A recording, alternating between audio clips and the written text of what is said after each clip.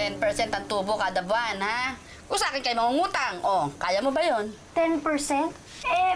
Ate, meron ka bang straw dyan? Ba't di mo na lang kaya sipsipin yung dugo ng kaibigan ko? Hoy, kayo ang lumapit sa akin na hindi ako, ha? Hindi, okay na po. Payag na po ako. O sige, pero kailangan may collateral. Collateral? Ang taas na nga ng interest mo, ate. Kung hingi ka pa ng collateral? Aba, syempre naman, ano? O bakit? May lupa naman ito na pwedeng ibenta. Hindi nga po for sale yun. Ay, nako, wala na akong magagawa sa inyo. Tandang, sahod pa talaga sa hintay. Hoy, ano? Ano sabi mo? Ikaw, impacta kang babae ka, ha? Inay. Ay, ako, lumayas ka kay sa harap ko, layas! Grabe. Sige po. Alam mo, isusubok ka na kay Presidente. Bawal ng 5-6 kayo. Istorbo kayo, ang aga-aga! Nanin. Ito po. Nabura mo na ba lahat ng files mo dito? Pati mga contacts mo? Opo, pati po yung SIM card. Nakuha ko na po. Eto. Di na ako tumawad. Tulong ko na lang sa inyo. Salamat po. Sige, lumakad na kayo. Mag-ingat kayo. Sige po, una na po kami, ha. Kailangan pa po kasi namin makaipon para kay Tala. Sige, good luck na lang sa inyo. Salamat po. Ingat. Sinay.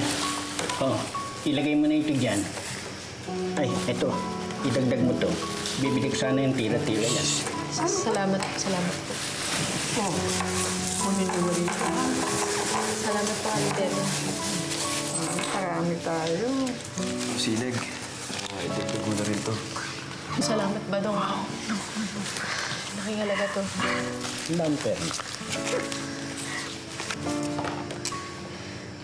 Ate, ulangin pa rin po tayo. Antayin natin si tatay. Baka dala niya yung kukumpleto sa kulang na pera. Kulang pa ba? Hindi pa kulang eh. Ay, Mang Teddy. Kamusta pong lakad ninyo?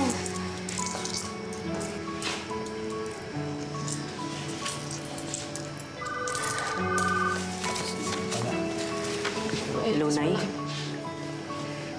Sige po. Ate, pinapapunta tayo ni Nanay sa ospital. Masama ang lagay ni Tala. Ha? Tatoy, ikaw na makakasar, ha? Sige. Sunod kami. Ingat. Hindi.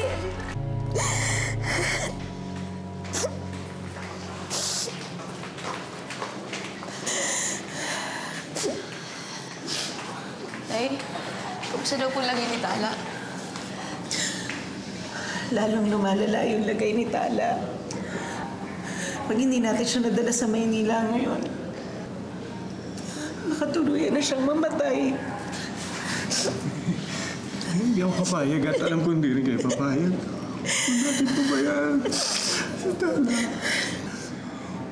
Palagay ko, sa ayaw man at sa gusto natin, ang naiiwanan ng naparaan ay yung ibenta natin ng lupain natin. Wala na tayo magagawa eh. Patay.